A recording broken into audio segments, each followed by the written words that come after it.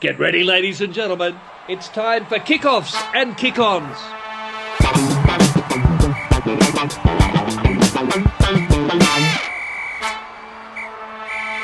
Yeah, mate, hang on. Said Tickle, what's your name? Jimmy! Come over here and say it to the boys. It's not fucking Jimmy. Here comes Mad Max with my fucking cocktail. Oi, what's it, Tico, bro? Hey! Bula! Bula! Bula Vanaka! Sava. Oh, really? I thought it was Sakuda. Bula! And Sotatali. The boys. Sotatali. Sotatale. Bulla. Mother. Fuck him up on Carver. All right, hey boys, we're in. That was it. This is the Swoop. Clearly We're you're on. not here. You're in Fiji, is what we've guessed. I'm in Fiji, and you know what, Prof? Perfect timing. Mad Max is here. Bula! Bring Max here, would you? Look at this. Who's the other one for, Swoop? Oh, what have I got here? The red So lip. we've got the Mai Tai, This is the old mate over there. Fiji and Mai Tai. Red Lips. And the red lips. So I just thought, since I'm away and I'm on an island, I'll just follow Gits's path, have a couple cracks of these, and then the old red lips. Oh. Okay. If I could give any advice, them son, before? it'd be stop after 2 Mai Tais. Thanks, Mad Max. We'll see you in 7 Yeah, minutes. Vanaka. Thank you, Maxie. Max. Let's do this, boys. Maybe every 15, just the Fiji and Mai Tai. Yeah. Good on you, son. Sotatali. Swoop, can you count me in Fijian? Yeah. 5, 4, 3, Dua, Rua. I only know 2 and 1. There you go. Very good. Thanks. Yes. G'day. Welcome to the KOKO Show, the rugby show about rugby. Yep. We are 2/3 of the way through the toughest rugby competition in the world, where men become boys and boys become men, where women become girls and girls become women, where lineouts are stolen and mauls are driven, where scrums are repacked and pick and goes are picked and go. Yes, that's right. This is the KOKO Show. Oh, well done, Tommy. Where Tommy doesn't write that shit. No, I just wonder how women become girls. But we'll get to that. Well, how do men become boys? I don't Well, I mean, it's the same question, really, isn't it? Yeah. It's just a saying, I guess. Doesn't make a lot of sense. Well, I've got this where ex-Wallabies become pundits Love that. and pundits become ex-Wallabies. That doesn't make sense either. No. Big show planned. We have former All Black Aaron Nuggy Smith coming on. He will join us to preview all things Bledisloe, and we will take also a deep, long, hard look at the top of the TRC table clash between Los Pumas and the world champion Springbokkers. That plus plenty of bullshit that really means nothing. This is the KOKO Show. Thanks for joining us. Right, let's bring the boys in. It's pretty clear we're already Ollie's signalling to me. MYER, yes. Thank you, Ollie. Big thanks to MYER, our headline sponsor. We couldn't be doing this without them. They've been a big supporter all year, and we're really hoping they'll jump on next year for the British and Irish Lions when we will be going Bananas. Troppo. It was worth a shot. It was. El Troppo. www.myer.com.au. Get on there for everything you need. You could look as awesome as us. They're a wonderful sponsor. They're wonderful people. Now, I'm going to introduce you boys. It is Bledisloe week. Okay. Which, is it a good feeling for you boys? Of course. It's a big... The greatest week of the year. Yeah? It is definitely, from a rugby point of view, when you're playing, this is the one that you know, well, for us, means the most because we never had that Bledisloe since I think 2002 was the last time that we actually held it. So yeah, it's a big week. It is. It's a massive week. And so to introduce you boys, the theme this week is New Zealand animals. Okay. Not a lot there. No carnivores. So they No, didn't I'm really, there's thinking no of crocodiles. Kiwis. No venomous snakes. No venomous snakes. No, the spiders are pretty friendly. Is there anything that can kill you there? Maybe we're 3 different types of sheep, are we? The merino. No. The first one is the... You ready for this, Swoop? The first one is the kakapo. I hope I've said that correctly. Or the owl-faced parrot. It has many distinct features, including it is the world's heaviest parrot with short, strong legs and an unusually strong rump for a bird. It is the only flightless parrot in the world, although many believe it could fly, but just couldn't be fucked. The kakapo is critically endangered.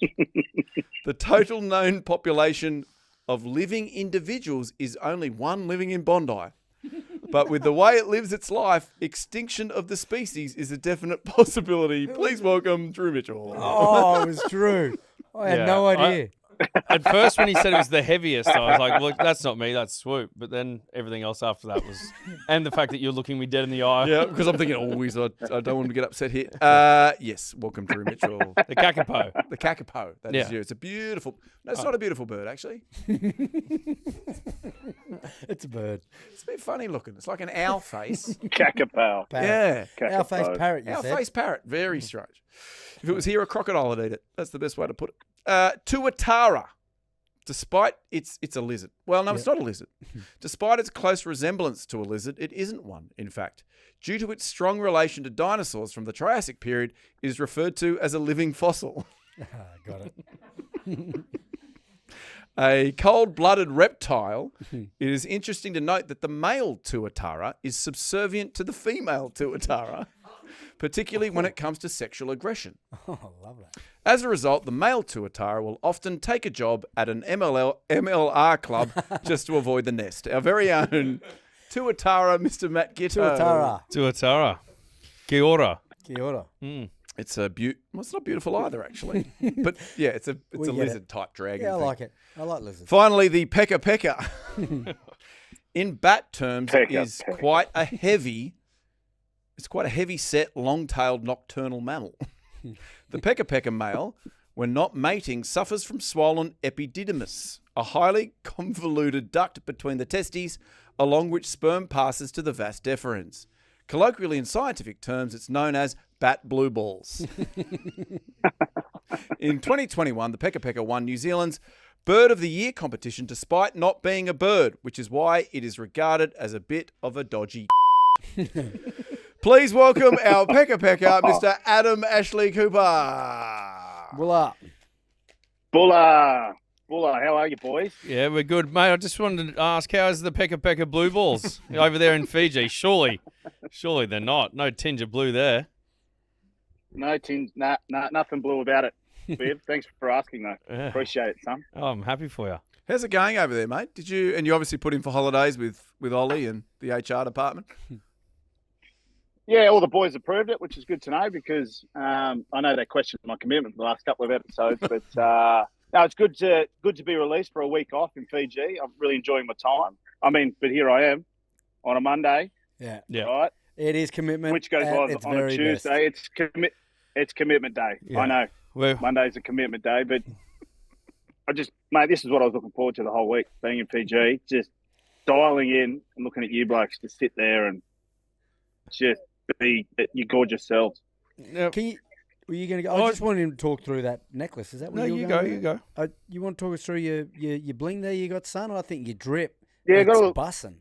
Yeah, It's bit skibbity. of riz.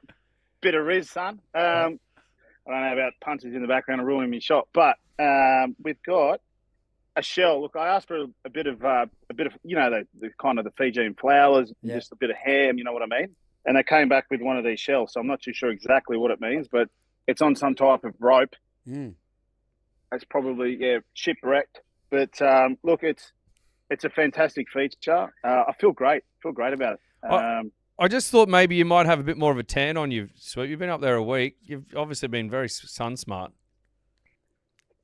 Yeah, I mean 50 plus all week, but I mean, like, no, there's a bit of bronze. Yeah, it's not coming through that well. I mean, the lighting's not great here in terms of being able to really show off the bronze. But mate, I'm pretty happy with the complexion, the tone, the colours. Yeah, mate, I'm all right. Nothing healthy about a tan, Swoop. Well, a lot of people are actually asking. Nothing sexy well, they about say it. you're supposed to get 30 minutes of sun, aren't you? Or vitamin D. Like, don't you have to a day? Yeah, I think vitamin D is very good for you. But a lot of people were also asking last week what happened to Prof's face. Oh, woogie. It took up a lot of the social comments. It doesn't need to because I had a couple of... Was it sunspots? Yeah, it was burnt off my face. Yeah, right. Yeah. What are you going to say now? Well, no, it was just a perfect segue because Gits has got a scratch on his face. Yeah. I What's actually that was about? to rip into the prof. Well, what about your brother saying it's Woganowski? Yeah. Oh, no, that was so good. I'm going to Something find about Mary. Yeah. Oh, mate, flog him, please. I would pay money for that to happen. I know a couple of things about Remy. He doesn't... Yeah, we Couple might of move on secrets. the scratches, you reckon? Yeah. So this is true story. Went out. The dogs are barking early in the morning, and it's been quite cold. So I went down and see what they're carrying on about, because I've got 2 bulldogs. They're very lazy. They don't get up for much, and they were both going nuts. They were surrounded by this possum. So I've come out, and obviously the dogs know I'm the alpha. So they move back, and I come in. I got swiped at, and this I've then just done a possum like get out of there. Yeah, But how close were you for the possum to swipe you and clip your nose? Well, because it was close to the dogs. How does one So as a possum good surround father, 2 dogs? Well, no, they were barking either side, but not having a go. Mm. Which is great, because I've always taught them that around the kids. Bark at them, but just don't latch onto their necks. Yeah. So the dogs will just sit there and bark. Then I came in to almost move them back. As I've done that, I'm trying to throw a foot gently, of course. Yeah. I don't want to injure any animals. Yep. But the possum had other ideas, and he's just swiped at me, got there, lucky just there. Have you had a tetanus or anything? Oh, I reckon maybe back in... Didn't you have to get them at school? Yeah. I'm not sure. Well, possums, I thought lots tetanus of- was to do with nails. Yeah, it is, Like yeah. actual hard nails, not fingernails. Well- But also, possums, lots of chlamydia. Oh, Oh, perfect. that's koalas. Is it? Yeah. Right. I mean, Koalas. you can't have too much of that, can you? That's koalas and holiday swoop. Oh, is it? That's the chlamydia pairing. Hey, possums are dangerous. If you come into Australia, the possums here, Very. they talk about drop bears. I remember when if we are going back, when I was about 10 in my bed, I thought the cat was sleeping on the end, and I kicked it. It was a possum. Full-grown brush, tail, and same thing, up in my face. That's scratched that's a lot more aggressive and severe than my situation. Like, mine was just one swipe, and then but throw the foot gently, and then the possum went up the tree. Dogs are safe. Took them inside. But when was the last time to a fully grown man where they had a mark on their face, you said, what happened? And they said to you, I got a possum Swipe by swipe. possum. I've never had that. I'm driving up. I'm like, well, this is still showing, so they're going to ask about it. I didn't think you'd believe it, so. Well, just You wait look for the great, social possum. comments. Just wait. Now, hey, we've had an amazing week. This show is it's on a rocket ship to the moon, this thing. And I told you before, YouTube sent me that email. Yeah. Stop with the subscribers. We can't keep up with it. Really? Yeah, too many. We're up to 45,000. Wow. In 8 months. I don't think that's happened before with the show. No, But- I don't think Ronaldo did it in like 8 minutes. Or, yeah. 8 seconds. yeah. Yeah, well, he's not a show. It's just No, him. but here's soccer as well. You're bigger fans. You know, at the start you were talking about when we first started, you're like, there are 400 million rugby fans potentially. Did you make that? Anyway, Yeah, no, there is. if we got 400 them all million. to subscribe, we'd be great. But there's maybe 2 Billion. trillion soccer supporters, you know? So he's actually getting the same market that we're getting, the same per percentage capita. of the world. Yeah. Yes. Yes. Yeah, and you guys, you are like you're Cristiano Ronaldo of rugby, you're Lionel Messi of rugby. Swoop is, what's that Diego Italian guy? Maradona. Fuck. Come on, boys. Go away. Leave me alone. It's the equivalent, boys. And What about he says go away as he sucks down more my time? On you, Diego. I'm already through this one too. I might need another one. Max, where are you, son? I told you every 7 minutes, not 15. so, Yeah, what you're I'm right. saying, You're boys, always right. and congrats to you three. It's all on you. Oh, it's on you, Prof. No, A lot of comments. They love your work. And rightfully so. you don't see those. Oh, though. yeah, you but- just see where I what's with actually your think- face. What's wrong with you? I think they might be bots, though. I think you might have a few burner accounts. Yeah, I do have a lot because I'm also giving it to those other shows. You suck. Coco's the best. Yeah. Anyway, we have had quite the week. First off, beer sponsor. How long have we been saying a beer Hey. sponsor, gents? Cheers. 'Tis the show where 3 ex-Wallabies, 1 wannabe, knock off the top of a couple of beers and have a bit of a chat about all things rugby. And what's the name of the sponsor? Easy Times Beer Co. Now, And it's fucking easy times. is it? It's sweet nectar. isn't it? Easy times. Oh, it's in all honesty, it's a wonderful drop. They're out of Brisbane, Queensland. Let me get this right. They've got 2 slogans. Oh, I yeah. want us to pick which one we're going to use on the show. Sure. Their beer slogan is easy drinking every time. Mm. Their sports tagline is ET Sports, we're in the game. Oh. See what they've done there? ET Swoop? Sports. We're Which in one- the game. Which one do you like Yeah. better, Swoop? ET Sports. We're in the game. Is that the one we want to go with? Oh, man. Easy drinking every time. It's been done. Yeah, easy drinking. Wait a minute, you just every time. You know, I actually think I like when I've jumped Swoop's in ship this. pretty quickly there. No, but Yeah. when you're in this zone, this is Holiday Swoop at his best. You decide, and it'll work. It'll work, son. Swoop, you also like an acronym. Easy drinking every time. ED, ET, edit. Wow, Drew. You know? What? Fuck, he's good. Yeah. Fuck, Drew's good. All right, well, that's what we're going edit. with. All edit. All edit. Love it. Now, there is some other exciting stuff happening. I can't actually believe this is happening. You see this box here, gents? Yep. What if I swing that around like that? Wow. Who's those four legends on the side? I've never seen a better carton of beer. This is the KOKO Show carton of beer, and it will be available next week. You'd Ollie? buy the carton just for that. Absolutely. There might not be anything in it. Who cares? You No. got the box, and what we're also getting is our very own beer cans. Wow. KOKO Show kickoffs and kick-ons beer cans. I'm sure Hugo put a little thing up here that shows what they are, and people will be able to buy these. It will be on pre-order and a limited edition, so make sure you get yours KOKO beers. Now, and every single beer, I believe, you guys brewed them, did you? Yep. You were in Yes. and you tasted each one. Oh, yeah. And I believe there is Yep. also a little bit of each of your DNA in each beer. Is Sweat. that right? Is Yeah, it sweat? sweat. Yeah, okay, I sweat. wanted to ask you guys. It's written here. I wasn't sure which one it was. Sweat? Yeah, I'm pretty sure. Well, I thought you put in something else. No, I think that was Swoop. We were definitely Sweat. You were Yeah, sweat. we're Sweat. Sweat. What were you? Let's not go there. They'll know on the aftertaste. Wow. If that doesn't get people buying beer, I don't know It's what. sweet. I might buy a case. So there's plenty to try. Let me tell you what we've got here. If you are buying Easy Times Brewing Co., there's a premium mid lager. There's a premium session ale. What are you drinking at the moment, We've boys? got I the think easy you're mid. the premium lager. Then there is the pale ale and the ginger beer. I am currently on the session ale. It is magnificent. Make sure you do it. Give them a follow at easytimes.beerco, or you can also www.easytimes.beer, and it's a big independent beer company. And they're on board for the rest of the year, gents. Love to have him. Easy drinking every time. Love it. Yeah. Oh, ding, ding, ding. It's very exciting.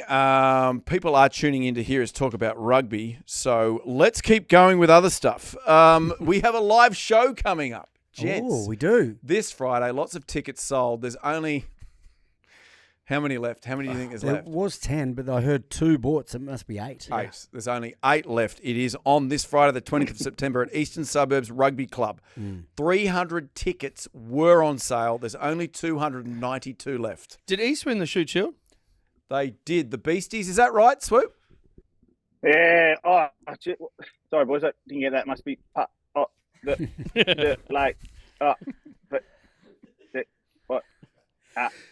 Very good, Swoop. So what you got to do is you got to go on Kickoffs, Kick-Ons, and buy your tickets. It's at our website. Buy them. There's going to be some special guests there. These guys know a lot of very impressive people. Do you want to toss I hear up some Lindsay names? Stevens is coming. Yeah, Lindsay Stevens coming. I know. Take it easy. He'll sign autographs, but the big one for me is Darcy Brown. Yeah, Darcy's going to be there. Yeah, the Yeah, long neck Darcy. turtle. Yeah. Yeah. We're getting him up. Well, I think we can do whatever we want, son. Yeah, I think we get him up. We'll get him up, tan him or something. Yeah. Yeah, I think so. Maybe He's in the boat been race. keen for a beef eater, but like, what can you do with imaginary beef eaters? Well, that's another announcement. You a bit can later. cook up imaginary Beef steaks. Eater's back. Beef Eater's back, but we'll do that. Big news. Does he sing? Does Darcy Breen sing? Oh, I reckon he'll try. Because He's a great trier. Yeah. you know who does sing, Drew? Who sings? Hugo. Yeah, Hugo And Johnstone Burt. will be singing that night. He is taking requests. Yeah. Well, he has to. I mean, it's what part of his job description is in this organisation. And he failed in Canberra because he didn't turn up because he was in the doghouse and he had to stay back and have a meal with his wife Meow. and her friend. So now it's time for him to step up. All reports he's out of the doghouse, Mm. back in the house. So he does camera, he does lights, he does air condition. Oh, he doesn't do air conditioning. He does heat. Oh, no, He doesn't do heating. He does edit. He does singing. That is He turns the Hugo. bar fridge on. Oh, no, he doesn't turn that on. Hugo will be singing. Are you mate. blokes drinking cold beer? No. So, No, they're warm. Hugo. warm again. Hugo, we do not use profanities on this show. Yeah. However, Swoop, if you're going to drink a warm beer, easy times is the one you're going to have. Yeah. Yeah, you wouldn't know it's warm, Gits. Nah. Every time. It's easy drinking. Easy. All right, hey, Rugby Roundup segment. We do, as I said, Aaron Nuggy Smith is joining us in a little bit. He's going to go through, we're going to do the full Australia, New Zealand forensic look at it. Also a bit of a, past thing with Aaron. They went okay against you guys when Yeah, I think he did all right. I'm not sure he played overly well, though. No, he didn't. Well, we'll go through that. Only man of the match most games. I think. But before we get to that, so the beauty of timestamps is large South African crowd. Yep. Very large. So they're about to jump to right now. The Argentinians are taking on the Springboks at, this is a good sounding stadium, Santiago del Estero. Oh. Estadio Único Madre Ciudades. You sure that's right, Tommy? That's quite the mouthful. 7 a.m. on the 22nd of September if you are here in Sydney. Few changes. Springboks, they've left out a plethora of talent. Sasha Feinberg Mungunzulu, Peter Stefter-Toit, Franz, how do you say that one? Marburg. Thank you. Willie LaRue, Damien Delaandi, can't do that one either. Andre Pollard, Bongi, you do it for me. Bongi Mbonambi. Oh, man. Grant Williams. I mean, that is... I don't think Chessy's going either. Yeah, the Ches dog. He's not going either. Yeah. Yeah, right. The Ches dog, not there. For the Argentinians, Eduardo Bello, he's out with a knee injury, and Santiago Cordero has been dropped after the Australian leg of the TRC. Yeah, he didn't play in the second game, but played in the first one. So he got dropped from Santi, yeah. Yes. So, obviously, both teams vying for the Rugby Championship. One undefeated, the others only lost to New Zealand. Lost two. Mm-hmm. Can the lost Pumas, get it done at home against the Springboks? Who would like to go first? Well, I think it's I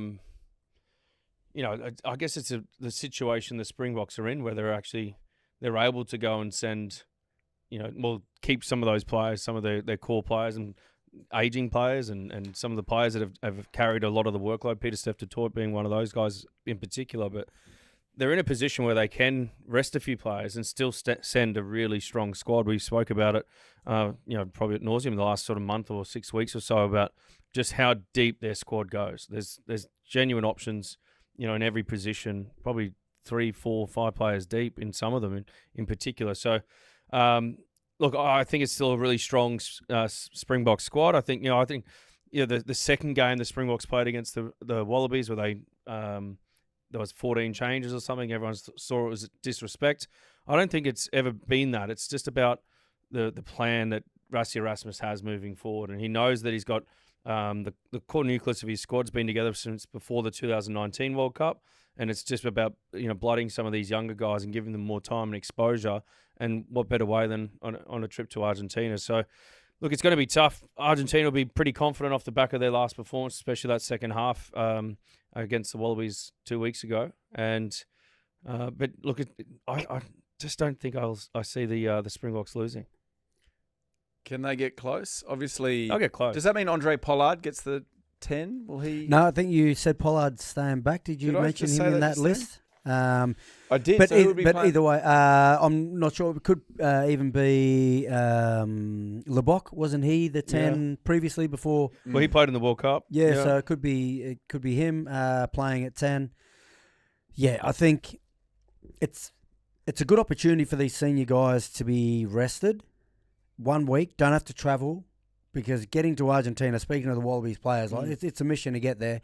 But it is in no way, I think, a sign that they don't care about the Rugby Championship, because they will have everyone back for that home test that they play in South Africa. So I think if any week they can get it done, Argentina, they're playing some great rugby, expansive rugby. If they can keep the ball in play, tire out the Springboks, potentially they can get it done this week. But I still think South Africa will win the Rugby Championship. Swoop. Yeah, I have to agree with Gits there. I think if the boys the Lost Pumas can keep the ball alive, I think that's where they're most dangerous. It's where they showed, I think they were at their best against the Wallabies, particularly just off counter-attack, broken play, turnover football. They're just so dangerous. When they make a bit of a scrap, they're competitive, they make things work. They've got a really good ability to play offload game, and they're always in support. They're unpredictable, which is always very dangerous. I think we saw it against the win against the All Blacks. We saw it against last week against the Wallabies. I think if they can go away and stay away from the Springbok set piece game, particularly the physicality and dominance in those areas, and make it a bit of a scrap, make it a bit of a kind of a turnover, a bit of an offload kind of game, I reckon they're in with a real chance. You don't know with the Los Pumas. They're unpredictable, maybe a little inconsistent, but you don't know what you're going to get. So I think regardless of the changes that the Springboks will make, they'll still be strong.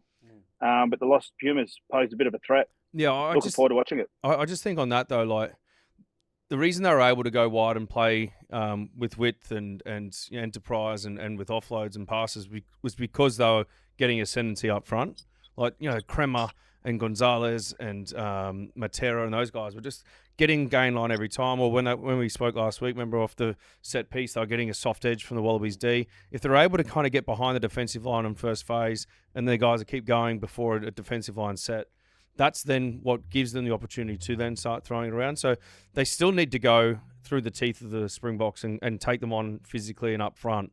And if they can get some at least parity at that, or maybe a little bit more go forward, then they can play off the back. Which of they it. showed they're capable of against the All Blacks. They were physical up front. Like both tests was an arm wrestle. So they have the ability to do that. And I think also the confidence that they would have got from that last 50 minutes against the Wallabies. Could you imagine coming into camp this week when your last 50 minutes you put on 60 points against, the Wallabies? Like, they would be coming in full of confidence, ready to express themselves and build on that performance. Pretty amazing if you think back. When did the Los Pumas come into the TRC? When did it become 4?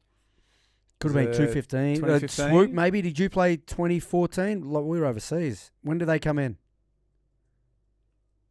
Yeah, I'm trying to think. Because you can remember when 2014. 2014. When they first came in, you guys were pumping them. The Wallabies were, and the Springboks.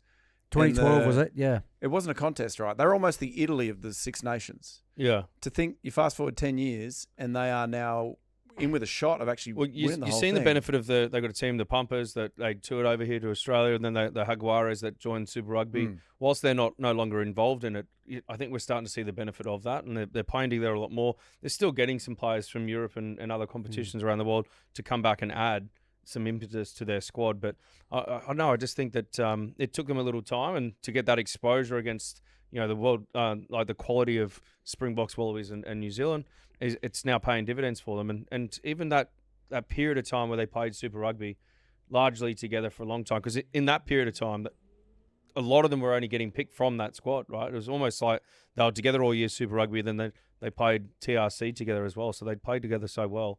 And now they're sort of starting to see the benefit from that. So you all play with Argentinians in Europe, right? Yep. Swoop, was there any in your side at Bordeaux? No. I think Sanchez came in after I left. Yeah. What are they like as players? Are they as focused as, say, the South Africans? Are they?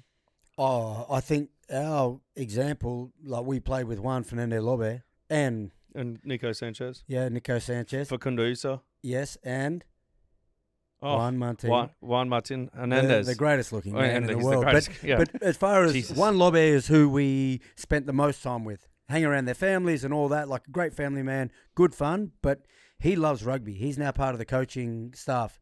So he'd run lineouts for us at Toulon, speaks obviously Spanish, French, English, fluently. So he was a very focused rugby player, and thought, because he wasn't gifted with amazing speed or a great step or super strong, like he was, if you were to score him, pretty average on all of them. He was Tom Brady at a little bit, draft yeah, camp, exactly right. But yeah. he was a scrapper. But when you get into a game, he's amazing. Just has a feel for the game and can find shortcuts where he was valuable for us as a team. So, yeah, I thought, he definitely loved his rugby. Still talks about it. Obviously, he's involved with Los Pumas now, so our interactions are pretty limited, like fuck you and all that type of stuff. Just the standard Matt Giddo interactions with. Yeah, g'day, how you going? How's the family, by the way?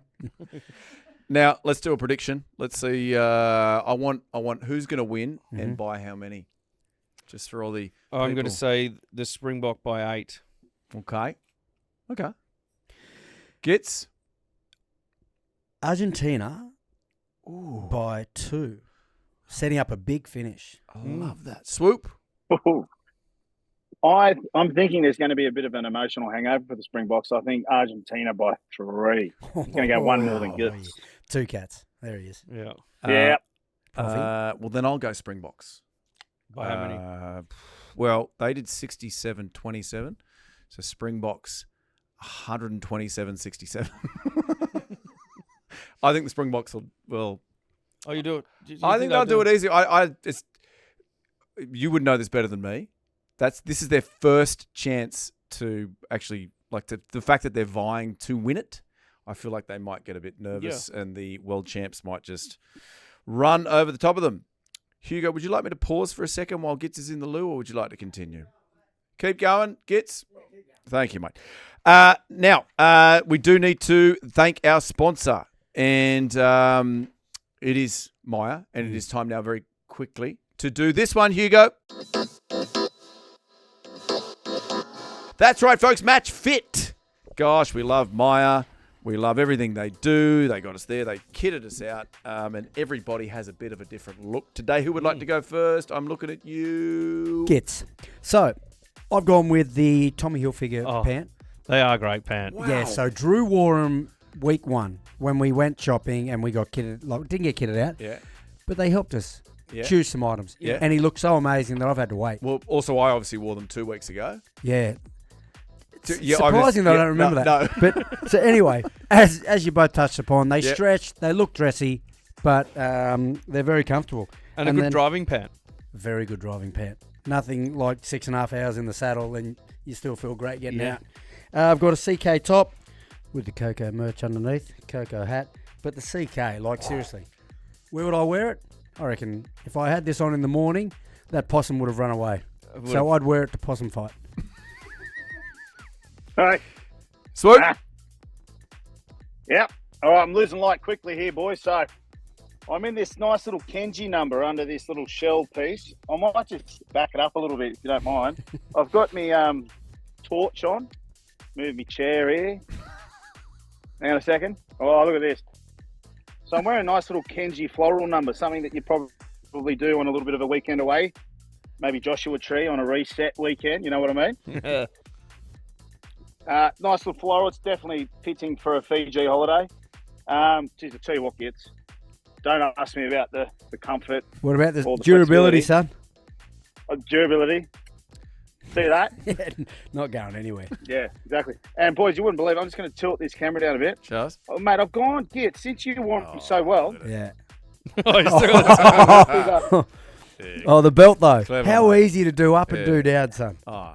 And how often do you lose a belt? The thing is, I haven't done them up.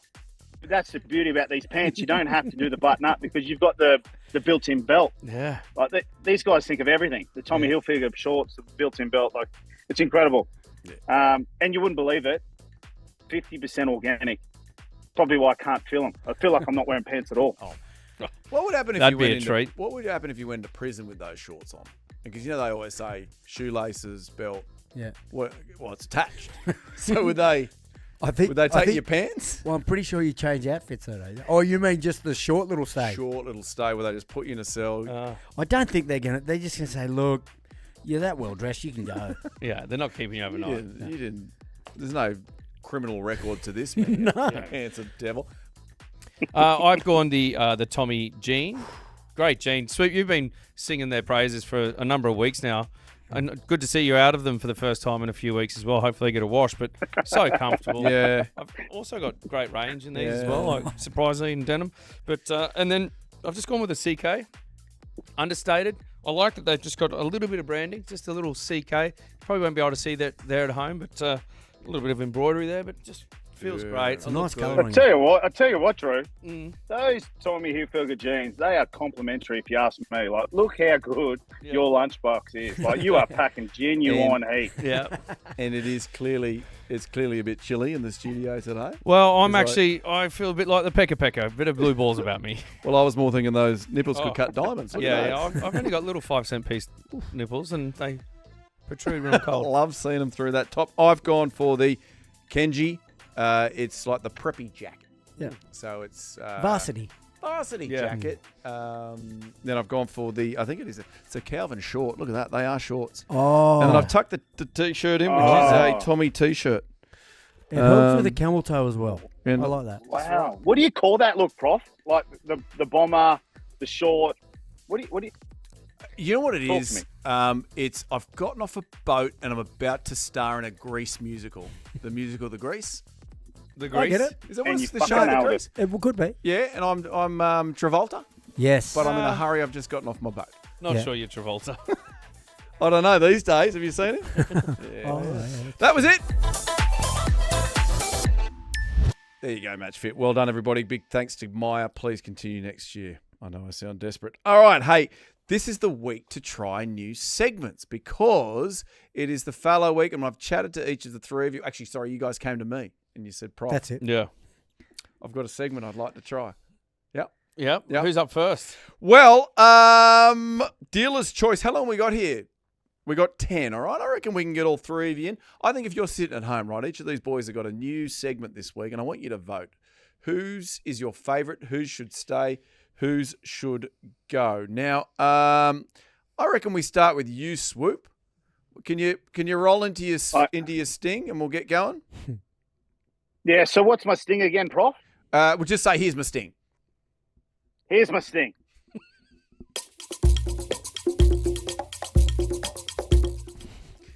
Very good. Do you remember the name of your segment that you came up with and rang me about? Oh yeah, that's right. It's Sundays are for Swoop. Yep. Yep. I'm not too sure actually if that was the title, but it just sounded right Love then it. and there. Sundays are for Swoop. And how's the segment work? So basically, rather than kind of like Sundays are your day. They're my day. They're your day. They're family day. They're a day for babysitting.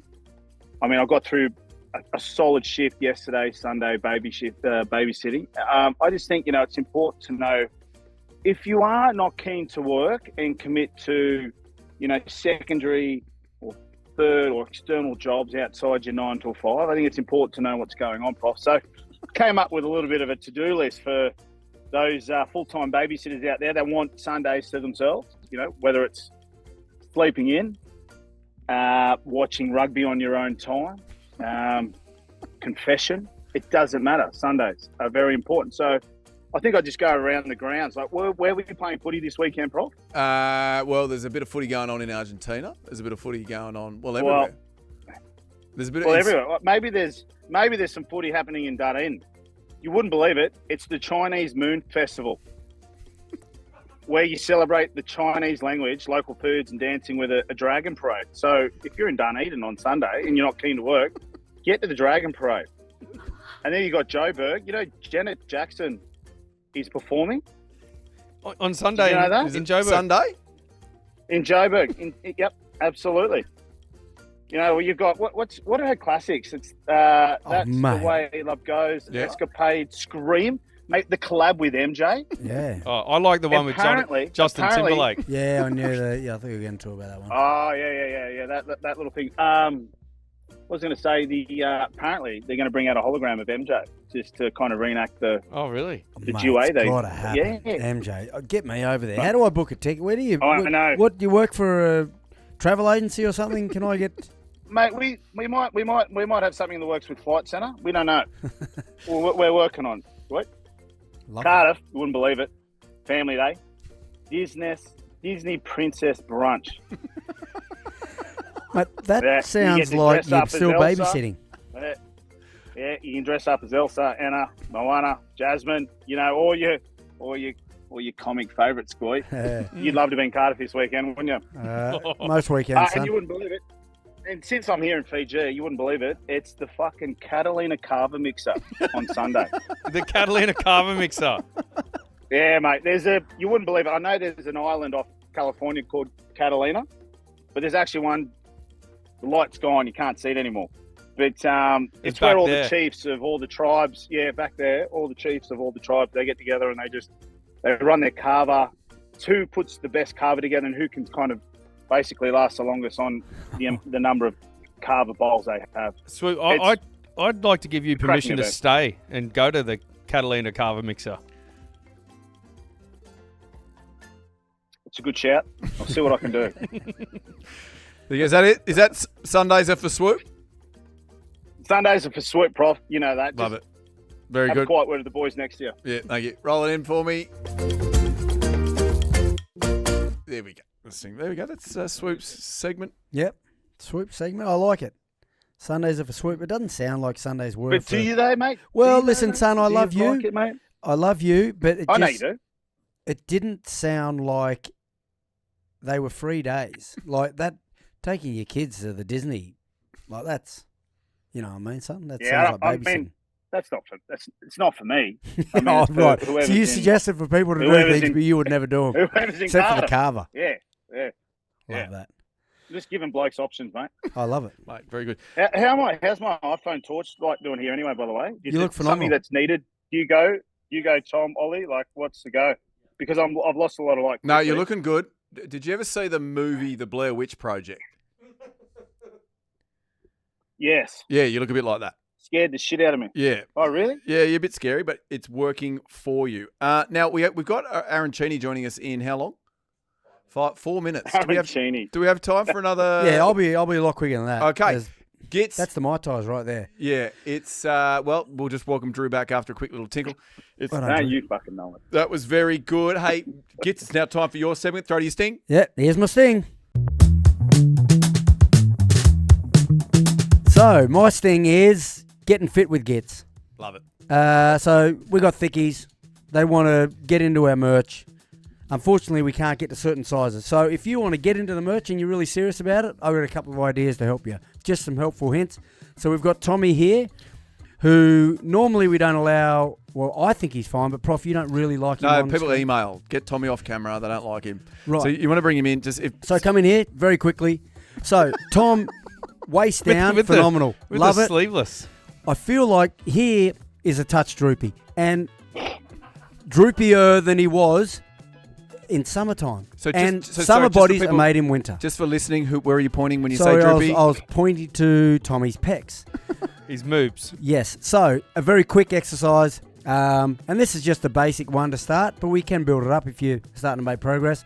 So you get down, just do 10 push-ups, or even, so 10. I mean, You can do half ones as no, well. that's if you right. want. Yeah, I'd like you to do full range. Anyway, so say that's your 10. Stop. Get back on your knees. But no, so rest there. Shake your arms out. Okay, now go to 9. Oh. And then you work your way down. right. Okay, once you get up off 9, so you're right, Tommy, shake your arms. Great, thank you very much for that demonstration. So then you work your way down to 1.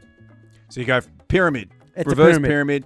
10 down to 1. 10 down to he 1. won't have the droopy problem in his. Do you go 1 back up to 10? Well, obviously, once you get good at it, Mm. I think for the very start, Aim for 1. you're going to struggle.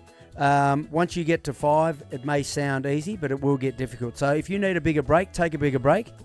But the idea is time it.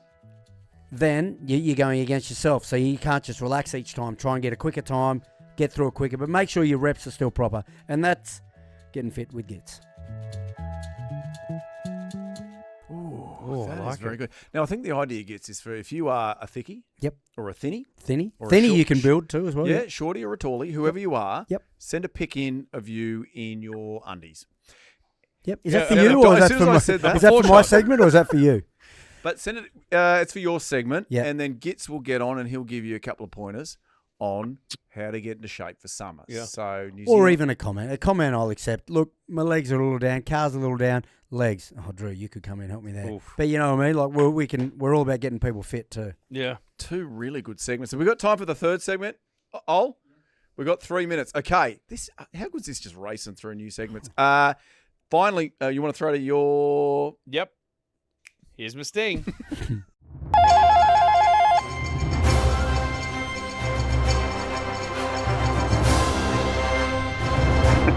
Good sting. so. So Great mine is sting. Dear Drew. I've spent a lot of time on a couch similar to this in therapy and going through the trials and tribulations of life and trying to understand it. And I'm just here to help anyone. And it's not just for me. I know that there's going to be questions from our loyal listeners and viewers that might want to ask anyone on the show something that they maybe are having a little bit of trouble with. And we're here to help you. And by no means are we qualified, but we will still give you advice. Fantastic. So what they can do, Drew, I'm just reading off the paper here, Sure. is they can call the KOKO Hotline. Yes, So- we have a hotline. We now have a hotline. People can call us live and they can leave a message. They can leave a Dear Drew, which is Drew, help me with this, help me with that. It can be anything. You're hoping for not rugby related, is that right? Well, I don't want to be like, oh, how do you break down this and the defensive pattern, like all that, just life. A big part of our life is rugby, but there's also a lot else outside of rugby that's to do with life. Even some Riz lines or helping with their drip. Yeah, yeah, that's right. And you know who better to help with drip is MYER. I'd just say go straight to MYER. Yeah. But the You'll other be thing is Sigma if you go to MYER. Skibidity or skibidity No, Skibidity's bad. The other thing is we're opening ourselves up. Obviously, we're going to post the hotline number now. Yeah, so I can do it. +61 2 840 57983. I feel like there's going to be a lot of people when they're going out and they're getting in that sort of holiday swoop echelon of a night out on a Saturday, and they go, "Oh, let's call the hotline." That's still great. And leave a few messages. Yeah. We're also open to that. Yeah. Yeah. That's true. +61 What's the number again? +61 2 8405 7983. It is the KOKO hotline. Call Drew. If you have a dear Drew, but it's not necessarily for Drew. Maybe it's dear Drew, can you ask Swoop, where he got his shirt from? Whatever it is, call in any question. Now, I believe we have we already opened it, Hugo, and we have one call. It's opening soon, but there is a call that we have. Do you mind playing it for us, guys? Yes, thanks, Prof. It's Ollie here. One question we've had over the weekend on Instagram is from a fan of the show, Angus Paget. He says, "Hey, lads, question for the boys that I regret not asking in the Canberra live show. Mainly for Drew. But if you were put in charge of the broadcast tomorrow, how would you change the rugby coverage to attract more fans to watch the games? Brackets, beside bringing Drew back immediately. Thanks, guys. Love the show." Oh, that's a tough one. Straight off the bat with dear Drew, because obviously, there's my former employers, the current broadcasters, and also got some very close friends involved with that, both in front of the lens, but also behind. I just think that the task for any broadcaster at the moment is to make it entertaining, make it engaging, and to do it somewhat a little bit differently. We hear about getting closer to the action like never before and hearing stories. And a big part of that is also trying to get access from the players, coaches, and teams themselves is to, I think one thing is they always guarantee you access at the start of the year, and then they start to lose a few games. All of a sudden that access start to pucker up a bit and you don't get as much. But in terms of what would I do, of course I'd have us on it. Yeah. And then probably just put a full stop at the end of it. Yeah. You know what I'd like? Yeah. Where you put the mics on, game mics? I really enjoy that, even watching league or basketball or whatever. Yeah. So maybe more mic'd access to that. Is that an option? The game mics has been thrown around, and it's always a hard one because you can't have it live because they'll have calls and different sort of dialogue within the live action that they don't want exposed to oppositions. But as long as the team had rights to it, where you can cut it afterwards. Yeah, you can definitely cut it afterwards. I think that's fantastic. Yeah, absolutely. Well, they did a bit of that in the Super Rugby. Stan, Yeah, remember they've done that? a little bit, but again, that's not necessarily on the broadcaster. That's a lot of the time on the teams that say, hang on a minute, no, we're not going to do it. It's a distraction or whatever it is. Enough. So, but that is something that's fantastic. You see it in other sports, Big Bash and cricket. They use it really well. Well, that's a proper insight. Yeah. Swoop, I think you look at the Channel 9, the Rugby League. They go into the dressing room straight after a game and sit there when the boys are taking their strapping off or their jerseys off, and they have that access to them. That's fantastic. It's all about access. Yeah. So if you've got it real quick, because Aaron is waiting. I've just learnt that Aaron is on the line. How would you improve the broadcast? Boys, I've got to say I wasn't paying attention. I was too busy trying to order another Mai Tai. But I back Drew. Drew's very good at that. But that's my dear Drew. Very good. It's a good segment. Yeah, I'd like it a bit People more can about phone life, though. in. Yeah. Because you are. I know you said you're It not will be, qualifying. Drew. Yeah. 100%. Now, I believe that our special guest has now joined us. Yes. I hope he might have been listening to the Dear Drew. Could have been. He might have a Dear Drew for you. He might. Drew. You never know. Now, this is, there's weeks where we have guests where they're sort of, they're okay, they're all right. This is a Name real one. names. This is Who's been one of those guests? Mike Phillips. Thanks, mate. Tommy just tossed up Mike Phillips. I thought he was great. Tommy, this is a genuine one. And somebody that you guys played against plenty. Now, he is listening. Aaron, I don't know how much of the show you've seen, but there's a young man here, Tommy, who writes intros and then I read them poorly. And some weeks they're insulting, some weeks they're not. Now, generally speaking with the Kiwis, they're reasonably insulting. He really froths on the Englishman. But so apologies in advance. It's not written by me. Here we go. Our guest this week on the KOKO Show is Rugby Union's version of eczema. Oh, that is not a good start, Tommy. He is super irritating, hard to get rid of, and if antagonised, will keep coming back for more. So, yes, you guessed it, he is a halfback. This Kiwi cornerstone has done it all, from Super Rugby success in a city full of STI-riddled uni students to winning so much silverware at an international level that even the Russian Olympic Committee are getting a little suspicious. However, all jokes aside, this fella has played a pivotal role in establishing and preserving the continual success of this All Blacks juggernaut. This bloke is affectionately known as Nuggy to his mates, if not because of his diminutive stature, but rather because he tastes delicious rolled in batter, deep fried and dipped into a Bledisloe Cup filled with sweet and sour sauce. I love a chicken nugget too. So please put your hands together for the North Island nuisance, the second best Smith to ever play for the All Blacks. And it is Palmerston North's perpetual pain in the arse. It's time to nibble on our new mate, Little Nuggy. It's, of course, Mr Aaron Smith. Hey. Cheers, boys. That's a hell of an intro, and yeah, some of those intros can get a bit awkward on some potties. So that was a goodie. Oh, there you go, Tommy. Real No, good stuff. eczema's a wrap. Yeah. That's a real wrap. Let's hope that nickname doesn't stick. Thanks for joining our show. I'd like to ask our guests this, Aaron. How much have you seen of this show? Is there much? Oh, I'm a big Insta guy, so I see a lot of your hot takes and stuff, and I watched a few, and but I'm a bit of a fanboy of old Gits, so and if it pops up on there and that, but no, I'm pretty pumped to be on it, and like I said to the boys before we got on, a couple of our guys are froth on it pretty hard, so yeah, so I'm pretty excited to be on. Yeah, I'll see if they'll walk by or wave them in. Talk us through your training at the moment. My time in Japan, I loved it, but the training was next level. You going through the pains of that right now? Oh, I'm in start of week 3, so the first 2 weeks was pretty hectic, 32 to 36 during the day. But we've got a Kiwi trainer, which is gold, and we train Monday, Wednesday, Friday. So they're long days, but you get Tuesday, Thursday to recover and the weekend off. So it's been pretty awesome. I didn't have too much of a blowout in the off season, and it's hot though, man. Like, we've got hills on Wednesdays, MAs on Mondays, and track on Fridays. So it's been the same. It's a bit of a repeat and rinse and repeat, but feeling it this week, which is good that it's on the up. Yeah, lovely. So is the Smitty, hey, excuse me, Prof. I'm coming in here. I had my hand up the last minute. Sorry, mate. Yes, yep. Mate, been there, and so is Gits. Like, it's the worst time of the year. It's hot. Early days in a Japan kind of top league season is tough. So you're 3 weeks in. How many Broncos have you run? Well, I was lucky. I did one in August to send in. If I got my time, I didn't have to come back over till September. So okay, well, name your time. Yeah. No, I snuck in a 4:51.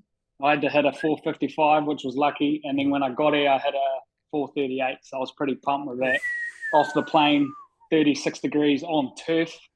So it was just bouncing the heat. And I was pretty happy for an old boy to get that. And that's a big jump too. Yeah, I was. I went to LA with the family in early August, and I didn't miss a burger or a chip or a Coke Zero anywhere. So I came back, ran that Bronco, and went, holy hecka. I better really knuckle down here. So good month, and then but we're quite lucky they love an MAS day, and then they expect you to be able to catch pass after doing an MAS block, which is pretty funny. And then they get grumpy at you, and then they make you do more MAS. So I laugh at that. I said, how do you expect us to think? I mean, I love an acronym, but you know the repeat speed? You know the ones, 10 on, 10 off. You've got all different MAS, bro. 8 on, 8 off. Gotcha. Whatever your work is, your rest's the same. Sorry. Is it different in Australia? No, it's not. This bloke's just pissed. I thought he would have done that. Yeah, he's definitely done it. You and Dizzy just hiding in the apartment the whole time. And the Entente. And Charlos. He would love that. Yeah, that's it. Little Charlos said he just loved these. Took him under his wing, eh? Now, No, he's a good kid. How's he going? He's good. He's actually changed clubs to Mitzi now, so we're pretty sad here. A couple of us. He was our little boy, man. He was the man. who are you talking about? Sorry, who's the... Charlie Lawrence, he's a Kiwi boy. He played with Swoop and that at KOKO and then came to Toyota. He's a good boy. Now, as much as I would love to chat Japanese rugby all day, it's not why we've got Aaron on here. I know there's a game on this Saturday. Australia take on New Zealand in the Bledisloe Cup. Now, Aaron, you were mentioning this before we jumped on. This is the first Bledisloe that you haven't been involved in forever. How does it feel? Does it feel a bit odd to be in Japan sitting and watching the guys get ready for this? Yeah, I think the whole year's been a little bit odd, to be honest. My first year out of the team, and it's been all like, the first team naming of the year was pretty weird. And then, the first games, Africa game, and now the Bled, when Gits messaged me and I started thinking about what might they ask, and then, getting a little caught up, like, oh man, these were my favourite couple of weeks of the year, because outside of World Cup, like the Bledisloe is the most important trophy to us. And I don't know if it's the big brother, little brother thing, or the way I mean this nicely, the way you carry on if you do win. And you haven't given us a chance. It's a little bit of love-hate there. And I think it actually brings out a bit of fire in us Kiwis, which is, especially in All Blacks, it's kind of a bit of a business kind of mindset of be humble and work hard. And when we play Australia, it always felt like there was more passion, and you kind of brought a lot out of us. And I've always enjoyed that. And this 2 weeks was always my favourite of the year. Now, mate, you've mentioned a couple of times when Gits messaged you, you got nervous or you were always going to jump at it. I saw you. I was driving to work, about a month ago. Remember the State of Origin? I saw you. You were crossing the road. You had a couple of coffees going back to your hotel. And then I said good day to you. We had a quick little chat sort of as you were crossing the road. Now, I slid into your DMs, and after about 4 days of not being read, I deleted the message because I felt really embarrassed. I just went back to check it. I wasn't seen. It wasn't accepted, so I deleted it. I just thought, Drew, save a bit of face here. He doesn't love you. Oh, you're saving face now. He doesn't know you. I didn't see it, man. It's in those hidden requests, I think. You'd probably just swipe across a couple more times. I turned those off. I learned that a long time ago, turn those ones off. And so I remember the chat, and then there was like a cop behind you, like beep, beep. And I was like, okay, you can't stop. He was just saying g'day to me. I was like, oh, fuck off. I run this city. No, but anyway, I get to my... I was holding 2 coffees, and you're like, I'm off to work, mate. I was like, good on you. Mate, what have you made of the All Blacks this year? Obviously, I think everyone in world rugby's sort of been so used to you guys being dominant and having a settled team and sort of having players that basically pick themselves for so long. Now Scott Robertson's come in. There's been a fair bit of chopping and changing for him to try and find what his settled team is. Like, where do you sort of see where New Zealand's at the moment? I think we're in a great spot. There's just been a lot of change for once, and that's the thing that's pretty interesting. Is my whole time in the All Blacks was kind of the same crew of management, coaching, continuity, and player turnover, So every year, even after World Cup cycles, it would just change into some new guys take a bigger role, and a coach that was in the coaching staff took a bigger role. And, it's hard to watch. I love the boys, and I can see how hard they're trying. But for, the England games, they did really well. And then, Test rugby now is different. It is everyone can win on their day, and if you're not on. But I think that Africa tour, they showed a lot. And I was quite worried before that first test in Ellis Park. And for 70-odd minutes, they were brilliant. So they didn't finish that game well, but they were a different team to how they were in the first 5 games. So, and then, to play the Springboks over there, it's bloody tough, as we all know. Yeah. But I think we're in a good spot. But as both teams are coming into this weekend, both hurting, and let's get it. And I think the Wallabies are hopefully going to be in for one, because the boys will had 2 weeks off, be pretty hungry, got home, see their family, and then you got 2 weeks of mahi and try and win that awesome trophy, the Bled. Swoop, we can see. Yep. You've had your hand up for 10 minutes, mate. Swoop. We're waiting for you. I just wanted to, sorry boys, I wanted to jump the gun on Gits before he came in with the two unrelated questions, because my two questions are related. So one would be, now that you're in Japan and also understanding the room you're in and the influence that you've got, not only in the coaching staff, but the playing group, like world-class influence. No doubt. I mean, I spent time in Japan with similar influence, Kiwis and coaching staff and obviously playing staff, player group. You guys love watching your rugby when you guys are, overseas, right? You guys stay in tune with the game very well. I want to know is, like, you've been there 3 weeks, so you've watched the last two games. Question one would be, how much do you miss it watching it? And two, is there some type of competitive edge where you feel you can still kind of contribute? Because in your position, you've got 5 other halfbacks competing for that number one. Like, TJ's obviously doing a pretty good job. There's Cortez Ratama, Roy Gard, Finlay. Finlay Christie. Like, he had an incredible season. Who could potentially start in any other, international team, and Fakatava's still incredible too, right? So you've got five world-class halfbacks, and you're in Japan. I want to know, what, when you're watching these, when you're watching the last two games, where's your head? Like, I'm hoping you can be really honest with us around. Are you still there? Are you still is there still that competitive kind of, not resentment, but like, I can still be number one?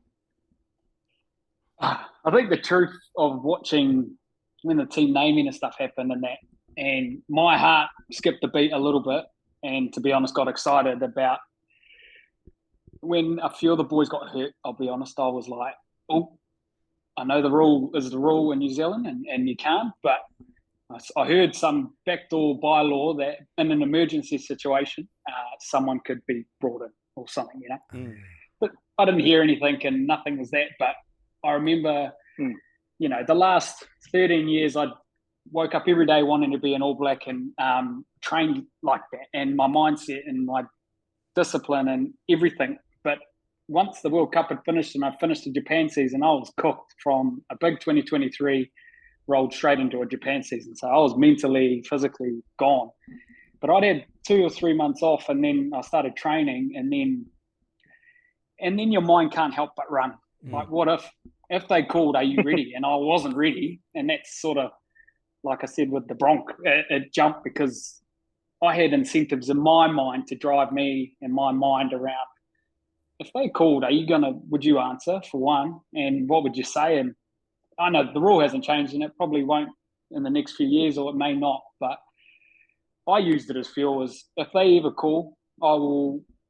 It is why I played rugby, was to represent my country and to wear their black jersey and the silver fern, and that fire burns deeply in me. And I'll be honest, the last 2 weeks going into this preseason, I was like, hey, if I can have a good Japanese season and something happens at New Zealand rugby level, at least they can't say that, if I was available to be picked, that you've dropped off the ball a bit. So, but I think that speaks obviously volumes to you as well. You're always going to have that inner voice, I think, that will keep you wanting to be better. Even when you're done, retired, I'm speaking more now, this is more a session for me. But it's like a dear Drew. No, but you still think, mine's definitely not to play Wallabies, but you have that thing thinking, if I was able to run that last week, you then start to make those individual things for yourself where you want to get better. And obviously, he's still got plenty of years left to play in Japan, but having that internal drive is what's made him so good and so competitive for such a long time, that if he went back and played for the All Blacks, I got no doubt that he'd play a starring role in it. Yeah. So there is obviously the Gitto law. Can they not do a Smith law? I think there's one guy that probably really want to change it for, and it's probably like Moonga or Brodie Retallick. But if they got Moonga back, why would they not get Aaron Smith back? Get the combo, the Moonga Smith law. I'm not going to say that. God. Yeah. I'll say well, there we go. We said it. I'm not going to be like, yeah. But I talked to the media in New Zealand, and I brought up the Gitto rule. If there's a criteria factor, and that is the one way that stops NZRU freaking out about losing all their players to Japan, right? So, a lot of those boys. But yeah, it's just like I said, it's really helped me. You know, my wife said to me on the couch after the first test, like, "Oh, you know, do you miss it?" And that, and everyone asks. It's like, oh, I kind of do, but I went out in a World Cup final. Like, I couldn't ask for a better finish. I went out top of my game, feeling good, and I left on my own terms. Like, I did not get picked. So I always wanted that. I controlled how I finished, and if that's the finish forever, I'm grateful for that. I had a very long and grateful career in the black jersey, and you also it didn't won finish like the fairy tale, everything. but I had a hell of a lot of fun. Yeah, you won everything. I actually wanted to ask you a Cosmo question, but I mean, you can answer it if you want. But normally I ask guests, I really like this one because it shows what you like when you were younger. So if you were ever into cartoons, was there a cartoon character that turned you on? And I'll let you think about it for a little bit. The reason I'm reluctant to ask is because the other day I went to pick the kids up on Friday, and the teacher came up to me and said, the older sister from Lilo and Stitch. I said, what? He said, the older sister from Lilo and Stitch. So, mate, you shouldn't be drinking when you're teaching kids. What are you talking about? He said, oh, that's who I liked when I was younger. I was like, all right, thanks, cool, kids, get in the car. Like, let's go. But it's... so what happens if your kids come home and they're like, oh, God, we're watching Lilo and Stitch again in class today? Yeah. Well, on repeat. I'd just say, what's the teacher doing? Where is he? No, he's a good man. Give the boys A's, nothing but A's. Yeah, but if you want to answer, you're open to it. Yeah, I think my mum and dad were pretty hard on me, but only because I was a bundle of energy. So I think it was the Looney Tunes, and I had a poster, and I loved the Tasmanian Devil and how he was just an animal and just go, and I thought he was funny. And I remember a lot of people would be like, who's the Looney Tunes? But that's what I grew up with. And so Tasmanian Devil, and maybe when I got a bit older, Batman. There was like a TV series when I was younger. I think Aaron's missed the question. Gits. So no, but however. No. Well, always been said to always be yourself. No, and if you can't be yourself, be Batman. Yeah, I've heard that one. Yeah, that's not a bad one. But Gits always asks about who you were attracted to. Yeah, more sexually. Oh, mine was more sexual, which Tasmanian Devil's fine. But it's up to you. Well, imagine female characters. Yeah, the type of frenzy. I can't even think now. Well, to give you context, so for me, I chose April from the Teenage Mutant Ninja Turtles a while back. I was Pocahontas. Oh, yeah, Drew Pocahontas. Yeah. Oh, no. Jasmine. That's right, Jasmine from Aladdin. And I was Jessica Rabbit, I think. Who's her name? Ariel. Oh, Ariel. Yeah. That's a good one. The latest one or the earlier one? Well, I grew up with that cartoon one. I tried to show the kids that on Disney Plus the other day, and they were just like, what is this? Yeah. And I was like, oh, okay. Can I ask, is it in the mermaid state or when she's got legs? I feel like we're giving this question way too much airtime.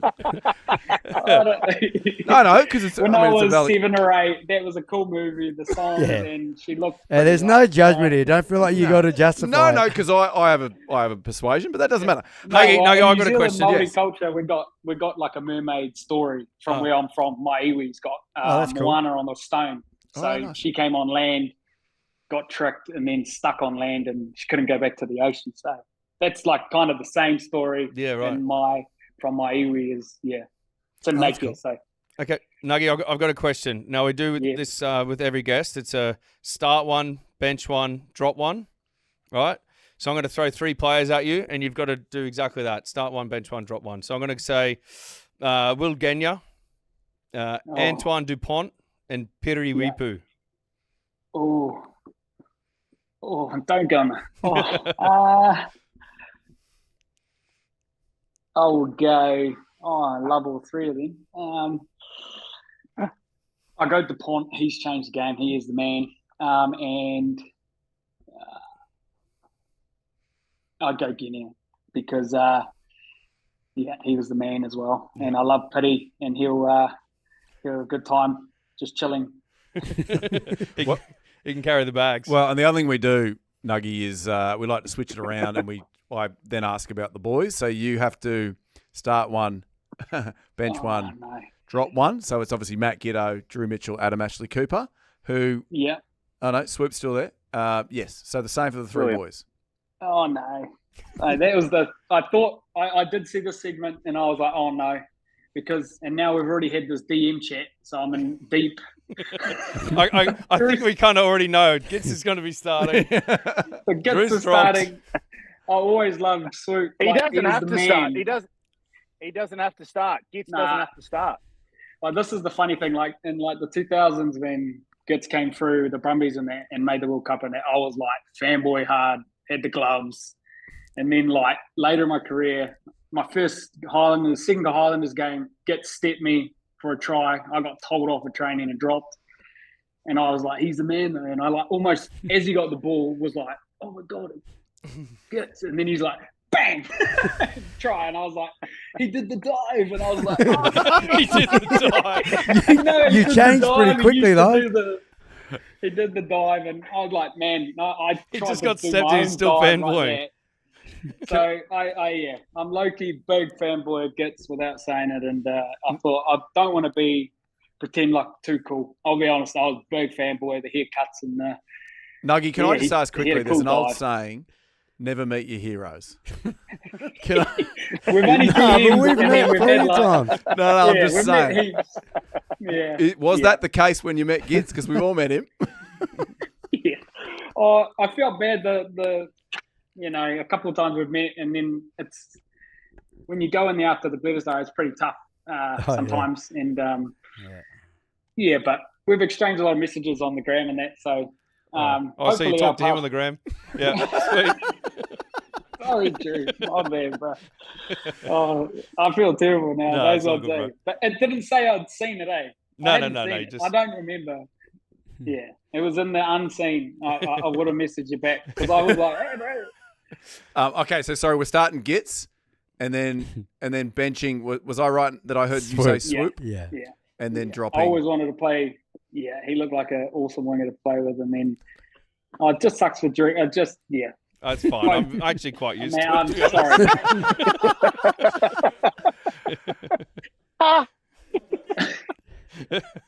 Now, Nuggy, we do have to let you go. That's your time. You survived. But as you go, all of us in this room, apart from Ollie, who's English, are obviously hoping for an Australian win this weekend. Can you give us a prediction and a score? I just think that we've got a lot of experience in our boys that have played the Wallabies a lot. And there's a couple of guys on 80 to 90. There's a lot in that 50 to sort of 70 range. And that means 20 odd times I've played the Wallabies. So they'll be knowing what's coming this weekend. I reckon All Blacks in Sydney, 28-10. Okay. Hopefully that's just a try at the death. Couple late tries. Couple late was tries to blow it out. Yeah. All right. Hey, is anybody anything else for? No, legend. Thank you, mate. Thanks for your time. Yeah, thanks so much, mate. mate. Yeah. Hey, no, thanks boys. That was primo. Gambarimas. Sorry, Drew. I owe you a coffee. When I'm in Sydney next, I will be on. You better not message me back. That's all good. That's Wait, two just, coffees. Let's go to the That's two pad. coffees. just try and get that Bronco under 4:30, please, mate. It's October. One a month we do, so I'll give it a crack. Yeah. Let us know how you go. Well, Mate, I'll message you DMs, around brother. October. Just look in those hidden messages.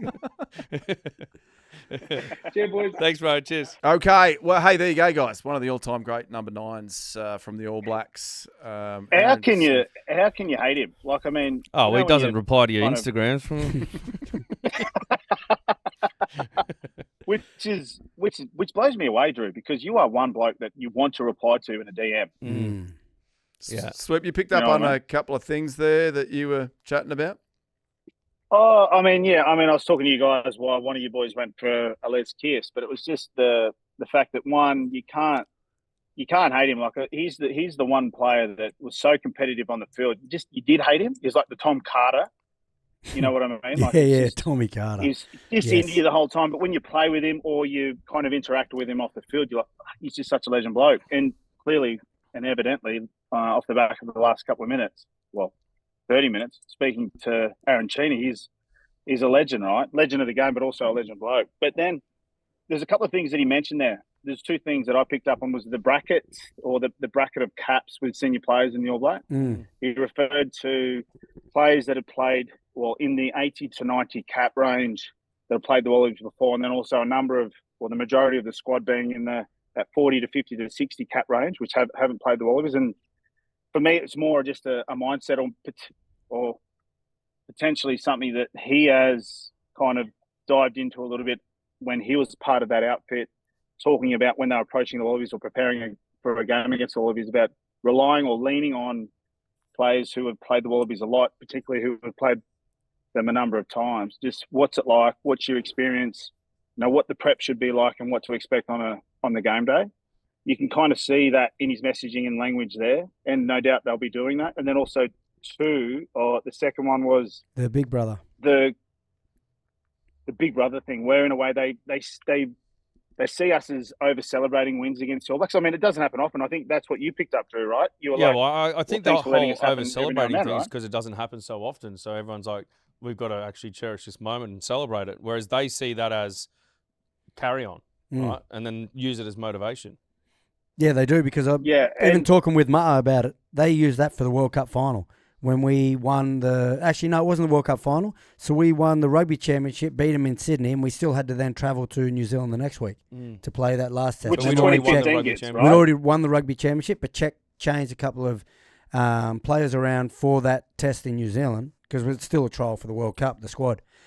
And he was saying how there's pictures up showing like us over celebrating for that same reason. We probably hadn't won it for 4 or 5 years. So, yeah, I get their side of things and how it's smart how they motivate their players that way.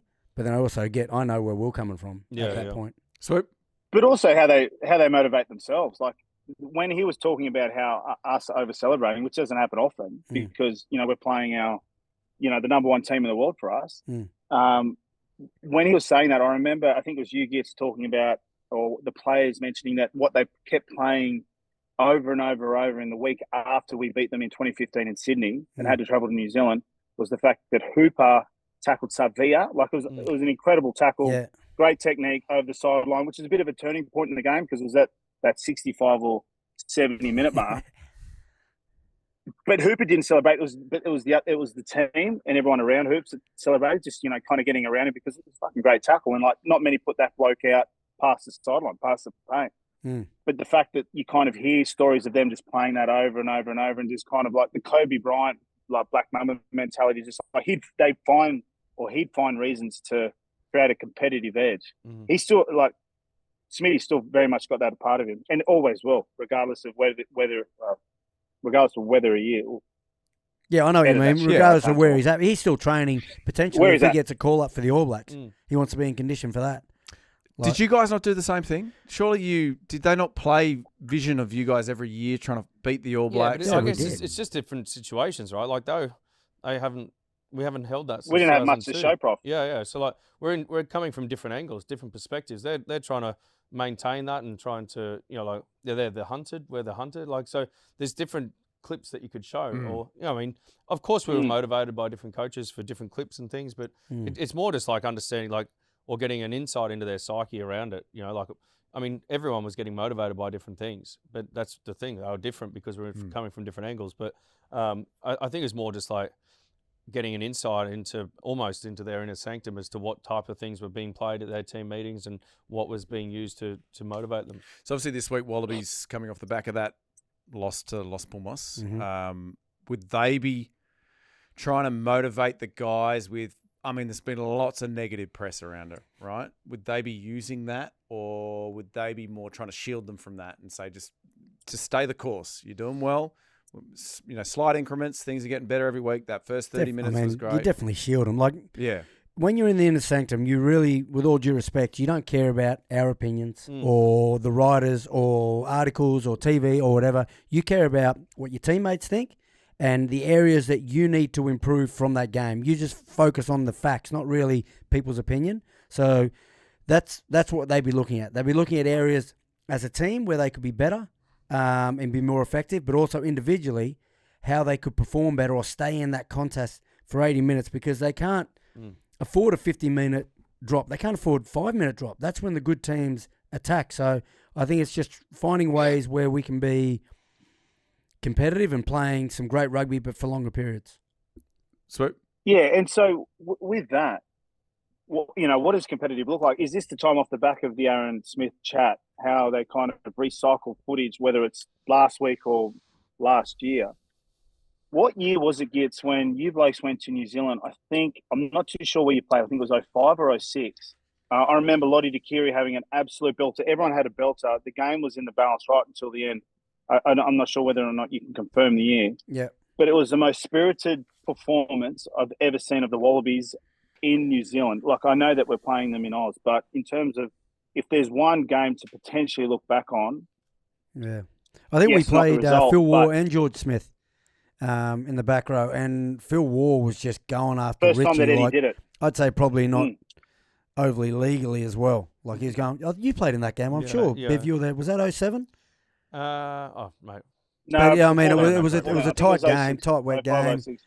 That's probably the closest we got. Actually, 08 we got close to getting the Bledisloe back. The other thing is, in terms of what they'd be saying, I think Joe Schmidt was pretty measured in his response from the performance against Argentina. He said Argentina are a good side, and like they've made history on the wrong side of history against Argentina 2 weekends ago, but also New Zealand were on the wrong side of history against Argentina. So it's one about understanding the performance, but also understanding that Argentina are a good side and they're making history, right? Whether it's against New Zealand, in New Zealand, first time they scored, it was the highest points they've ever scored against New Zealand, and it was in their backyard.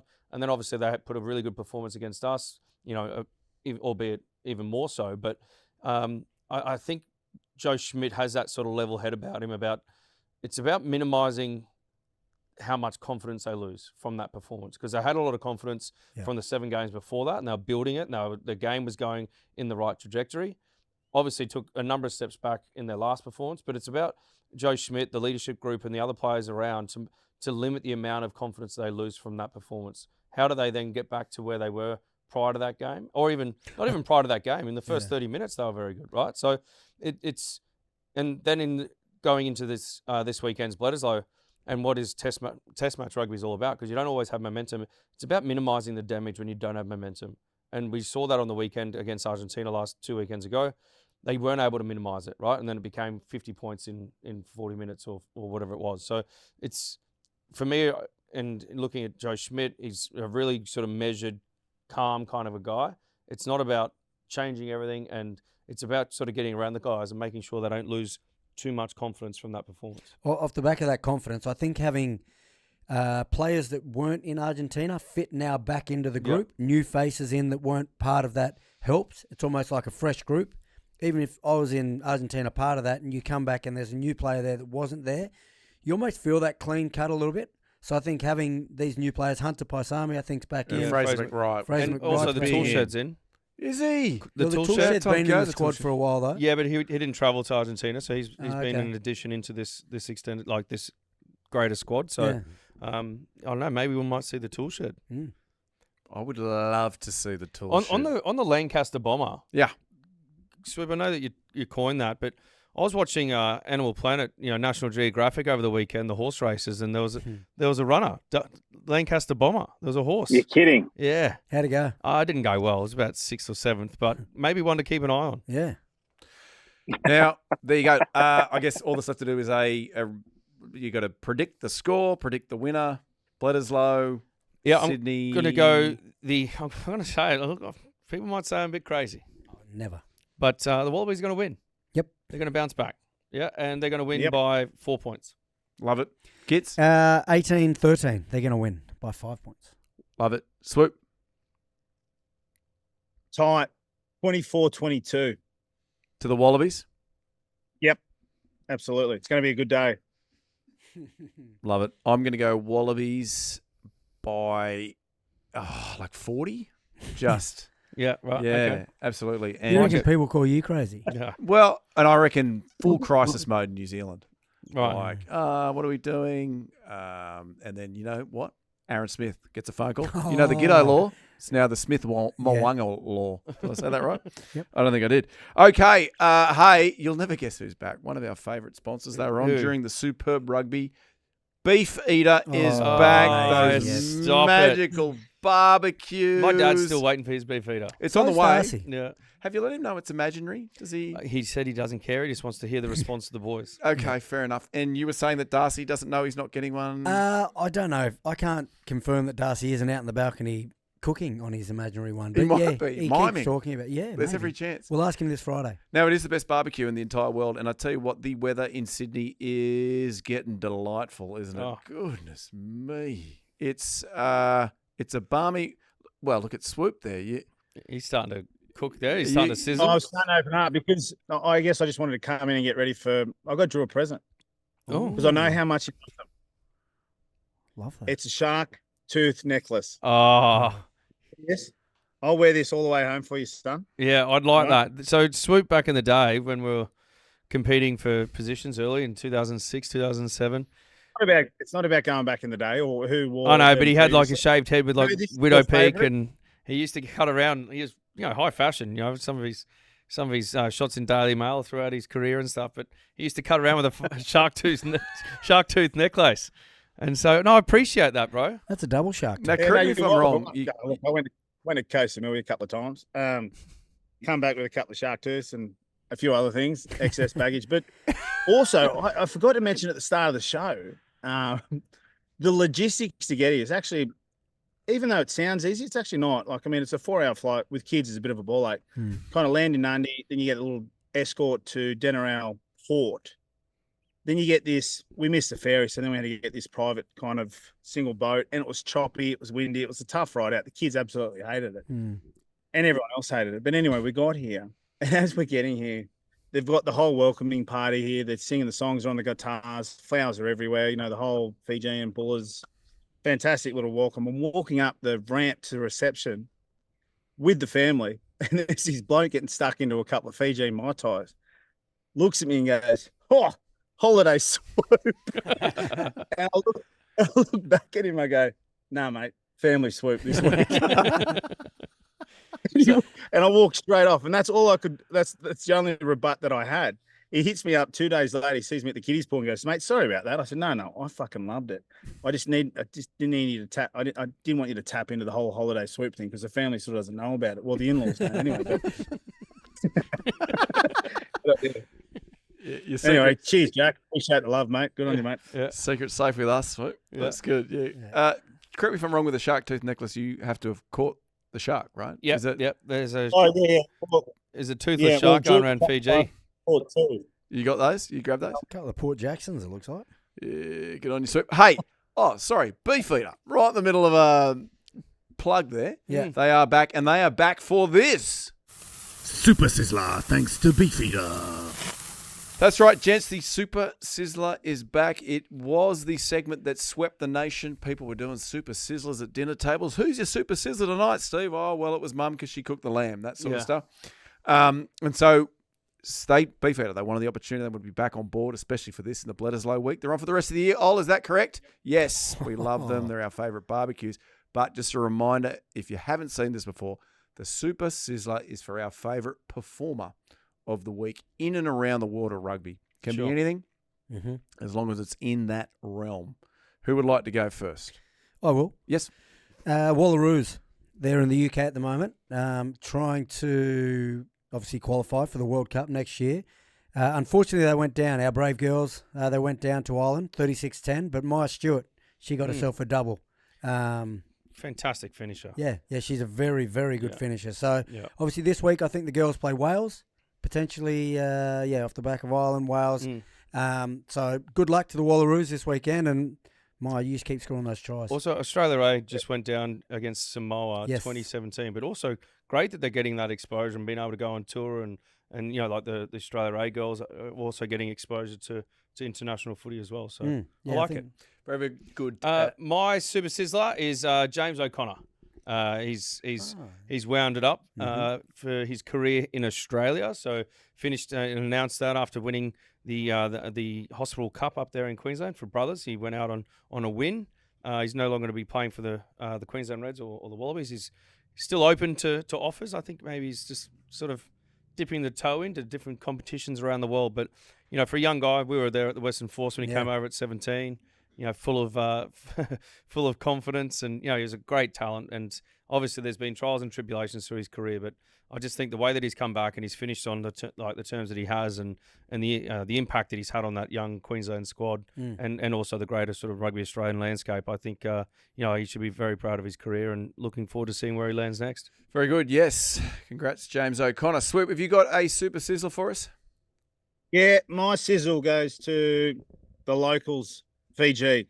They knocked off the States, America, in that semi-final of the Pacific Nations Cup. Look, America, they weren't terrible, were not terrible, but just weren't good enough to get up against my Buller brothers here in Fiji. So they take on Japan in the final this weekend. Boys, who are we backing?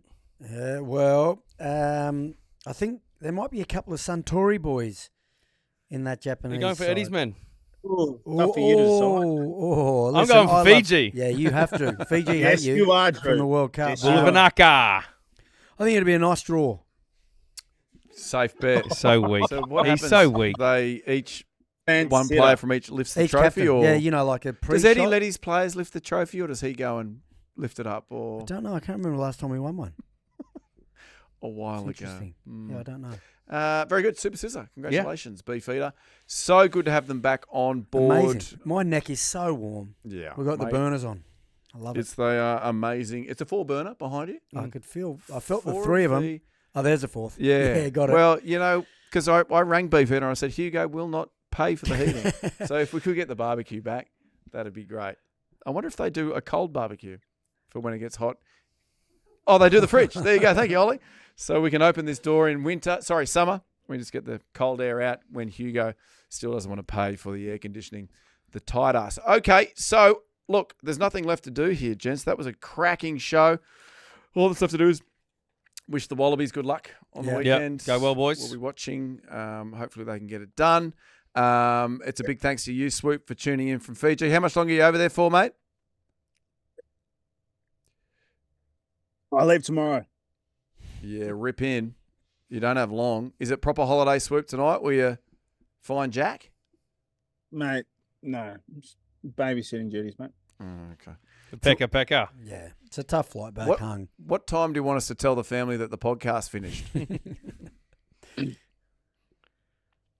doesn't help me here because it's 20 to 8. So let's just say it went for an hour. Oh, kids are down, son. Yeah, rip in. No, they're in Kids Club. Oh, very, very, very good. All right, hey, massive thanks to Beefeater, massive thanks to Easy Times Beer Co., and in particular, a massive thanks to our major sponsor, MYER. All right, hey, gents, Gits, good luck down the road. Biv, good luck up the road. That's it. That was the KOKO Show. Give us one, Biv. KOKO! Love that. Swoop. Look at that. Nuggy, sent me a DM. Hey, better late than never, son. The power of a guilt trip, eh? It gets your friends. Oh, wow. That is the best video on YouTube. You know what you need to do now? You need to like and subscribe down there. Or if you want extra content, might be down there, you need to go up here or up here and get more of that gear. Thanks for supporting Kickoffs and Kick-Ons, and we will see you very soon.